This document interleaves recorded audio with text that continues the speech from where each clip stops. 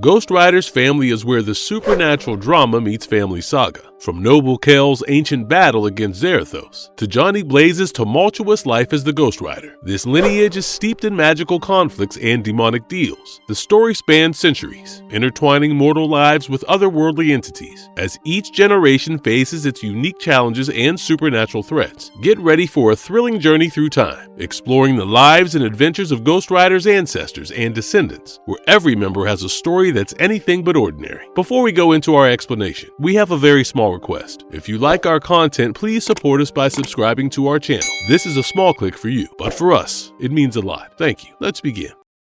Noble Kale, maternal ancestor. So, over 20,000 years ago, there was this intense scuffle, and that's when the whole Ghost Rider business started. The Blood, a bunch of immortals, teamed up with the first spirits of vengeance to tackle Zarathos, a soul-hungry demon. To get the upper hand, they crafted the Medallion of Power, which had the might of all the spirits, but they also trapped a bit of Zarathos in it. Realizing this thing was too hot to handle, they broke it into shards and passed them through two families under the watchful eye of a blood named Caretaker. In the 17th century, we meet Noble Kale, a young Puritan from one of these families. Now, this guy had a secret romance with Magdalena, and they even have a kid. But Noble's dad, Pastor Kale, was a hardcore preacher, but secretly, he was a servant of the demon Mephisto. To keep his cover, he accuses Magdalena of witchcraft, and sadly, she's burned at the stake. With her last breath, she calls on the Furies for revenge, and they go berserk. Desperate, Pastor Kale sells out his own son Noble to Mephisto. However, Mephisto noticed Noble's medallion shard and activated it, which turned him into the Ghost Rider, the spirit of vengeance. Noble then goes on a tear, battling both witches and overzealous witch hunters, and eventually, he even faces off against another Ghost Rider, Hellhawk. The drama peaks when the unholy pastor sacrifices his grandson. Noble, devastated, tries to kill himself, but Mephisto wants his soul. Noble's soul somehow ends up in limbo, to be called upon by his descendants. Noble's spirit then hops into the firstborn of each generation, first appearing during World War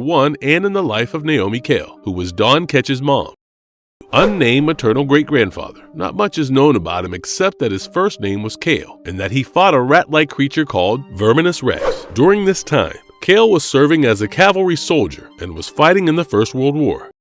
Joshua Kale, maternal grandfather. So, Joshua Kale was the granddad of Jennifer and Andy Kale, and the big boss of a cult that lived near the swamps near Citrusville, Florida. Like a lot of his family, Joshua was guarding this ancient book, the Tome of Zered-Nah. Then someone swiped the tome from him. Joshua, of course, was not going to let it go without a fight. So, he rallied his cult crew to pull off a major ritual that would stop a nasty bunch of demons from crashing into Earth.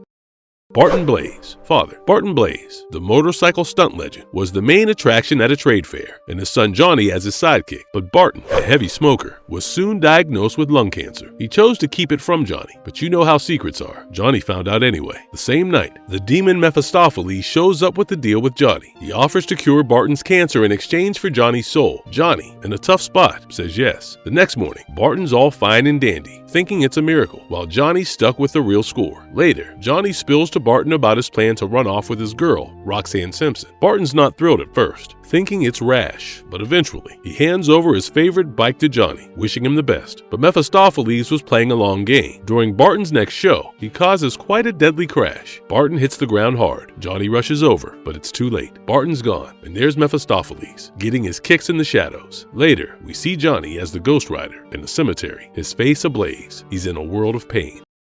Naomi Kale, mother. In the comics, Naomi Kale, part of the Noble Kale bloodline, was married to Barton Blaze and was the mother of Johnny Blaze. Word is, she switched her name to Clara at some point. Life got tough when Barton had a bad accident, and Naomi, with young kids Danny and Barbara, got advice from the caretaker to split up the kids for their safety. It was a tough call, but she did it. Dan and Barbara ended up with the Ketch family. While John was taken to the Quentin Carnival, she would roam around on her motorcycle with the medallion that symbolized the family's actual medallion of power. About 10 years later, Naomi's clock was ticking with a terminal illness. She decided to check in on her kids. She caught up with John at the carnival and even helped him out with a bully, but Crash Simpson kicked her out. Then, she tried to visit Dan and Barbara on Barbara's birthday, but a cop got suspicious and she had to bail. Next, Naomi was at some mystery grave when Mephisto appeared. She grabbed her medallion, trying to go full Ghost Rider on him, but it didn't pan out. Naomi died, and Destin Kale had the grim job of burying her and her bike.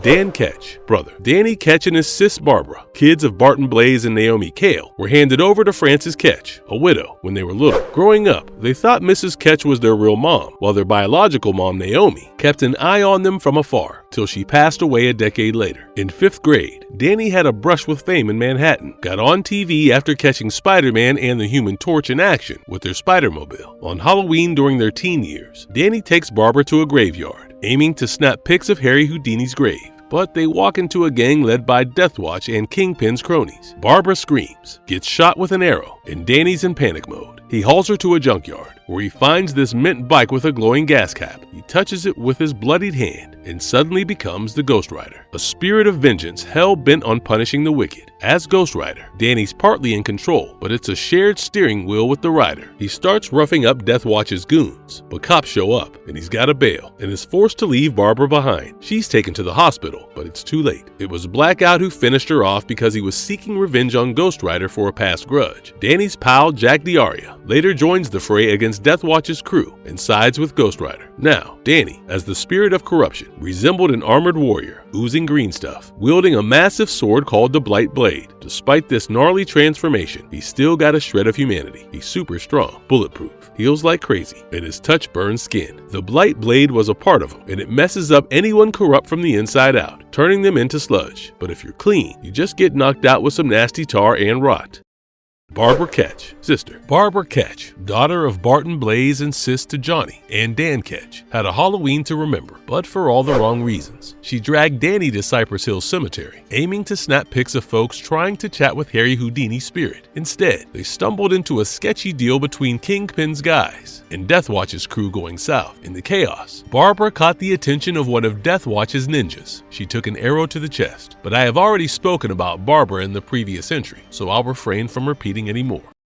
Jennifer Kale, maternal cousin. Before Atlantis went underwater, the sorceress Zered Na got a vision of it sinking and shared the bad news. Emperor Camus wasn't a fan of her doomsaying and kicked her out. Zered Na spent some time floating at sea, where she meditated and got more visions, this time from her god Valka. She eventually came ashore on the Thurian shore, where she found some fellow Atlanteans and started a magic club of sorts, teaching them the ways of sorcery. She even dropped a prophecy about future demons from Somnus and how Man-Thing would stand in their way. Then the Great Cataclysm came, and local Atlanteans mistakenly thought Zered Na was behind it. They attacked, and she got killed. But Dakim, one of her followers, and a few others managed to escape with her scrolls. Later, Joshua Kale was leading the cult of Zered Na in the Florida Everglades, hanging on to the only copy of Zered Na's book. His granddaughter, Jennifer, got curious about witchcraft, and without telling Grandpa, she accidentally summoned Thog, the Nether Spawn. It was chaos, but Man-Thing saved her, and they defeated Thog. Later, Jennifer and Man-Thing got zapped to another dimension, Sant, where they met Dakim. He tricked them into fighting in an arena as a test. They passed, and Dakim sent them back to the swamp. Then the tome of Zered Na vanished, leaving Earth open to an invasion from Somnus. Dakim revealed his master plan to Jennifer: stop the demons. They teamed up, grabbed the tome from another dimension, and stopped the invasion. Eventually, Jennifer started learning magic under Dakim. Jennifer's journey got wilder when Thog reappeared and nabbed her, planning to conquer all reality. Yet again, Dakim saved her, and they joined forces with Man-Thing, a warrior prince named Korek, and Howard the Duck. They traveled dimensions, lost Howard along the way, but stopped Thog in Thuria. Dakim kept teaching Jennifer sorcery. Even after he seemed to be dead, his spirit's still around, and Jennifer's becoming a top-notch sorceress, teaming up with the likes of Doctor Strange and Spider-Man to tackle mystical threats. Andrew Kale, maternal cousin. In Adventures into Fear number 16, Jennifer and Andrew Kale were hitting up a protest against Schiss Construction, the guys trying to drain their hometown swamp. Andrew was worried because Jennifer was acting off, not knowing she'd just linked up physically with Man-Thing, a connection that got cut after their trip from Somnus. By issue number 17, Jennifer was having these wild nightmares, which were actually her psychic powers giving her the lowdown on Thog and the Congress of Realities. But the Kale family was clueless about this. Come in issue number 19, Andrew was comforting Jennifer post-nightmare, right before she jets off to learn magic with Dakim. Also, in Man-Thing Volume 1, number 22, Andrew was at Dakim's funeral. Later, in Man-Thing Volume 2, number 10, Andrew's love life gets messy. His new girl, Sally, used to date Barnaby Stone, a hardcore biker gang leader still hung up on her. Barnaby beats Andrew to a pulp and almost offs him, but Man-Thing steps in. Barnaby and his gang come back. A fight breaks out, and Andrew gets shot while Barnaby dies. Sally confesses realizes she's fallen for Andrew, and he's seen greeting Jennifer back to Earth in number 11. Craig Crash Simpson and Mona Simpson, foster parents/parents-in-law. Crash Simpson was the big dog of Crash Simpson's Daredevil Cycle Show, a top motorcycle stunt show in the country. He had a star rider, Barton Blaze. We know who he is. Anyway, Barton was someone Crash really admired for his guts. Tragically, during a performance, Barton wiped out and died, leaving behind his young son, Johnny. Barton's wife, Naomi Kale, had already left them years before, so Crash and his wife, Mona, took Johnny in, raising him with their daughter, Roxan. When Johnny hit 15, he and Roxan were doing a stunt, and things went south. Their bike caught fire and crashed into a tree. Mona, too close for comfort, got seriously hurt and ended up on her deathbed. She made Johnny promise to quit the stunt game. Johnny kept his promise to Mona a secret, even as Crash started thinking he was too chicken to ride again. Crash and Roxan kept the show rolling, but then Crash got diagnosed with terminal cancer. Johnny freaked out about losing another dad and dove into the occult. He learned about a ritual and aimed for Lucifer, but instead got Mephisto, the demon lord. Johnny offered his soul to save Crash from cancer, and Mephisto agreed. Crash beat cancer and was back in the saddle, feeling invincible. Crash, high on life, aimed to jump 22 limos, but on the last limo, disaster struck. His bike crashed, and Crash died on the spot. Mephisto kept his word on the cancer, but found another way to claim Crash.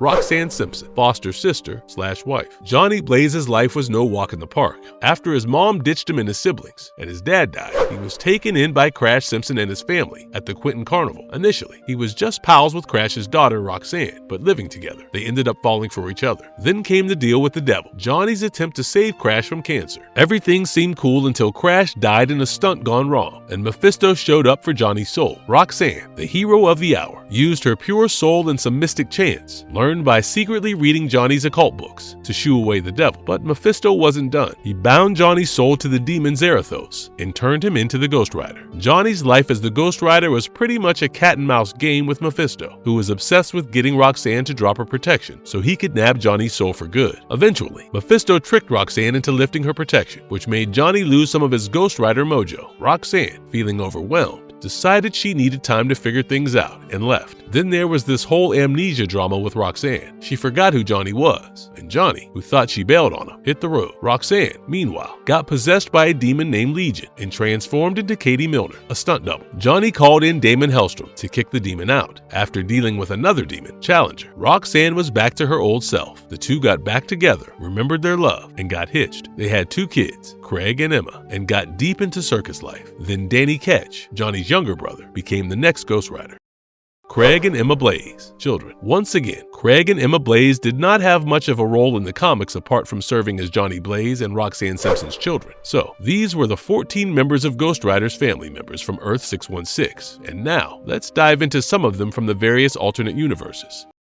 Damon Hellstrom, brother, Earth 2301. So, Damon Hellstrom, from Earth 2301, revealed to Johnny Blaze that they were, in fact, brothers, and it's Damon who turns him into the Ghost Rider when they have to take on their sister Satana. Hellstrom has this Cambian physiology because he is the son of Satan. He's pretty much a big deal in his own dimension, with a bunch of magical powers. Strength-wise, Damon has got the power of like 10 regular men in their best physical forms, thanks to his supernatural genes. Magic amps it up even more. Then there's his durability. The guy's practically indestructible. High-impact crashes, bullets, extreme temperatures, energy blasts, you name it. He shrugs it off. One of his go-to moves in playing with fire, both regular and soul fire. He can harm supernatural beings, track people, resurrect the dead, and even whip up stuff out of soul fire. Oh, and he's good at exorcising spirits too. Flight's in his bag of tricks as well, thanks to his ability to shoot fire from his body. Hellstrom's got this trident made of netheranium, a metal from dear old dad's realm. It's a magic amplifier and projector, but when he lost his dark soul, it was a bit fuzzy where the magic he channeled through it was coming from. To get around, Damon used to roll in a chariot with 3 demonic horses, Hecate, Ammon, and Set, but after they perished, he switched to riding a single demon horse named Iblis.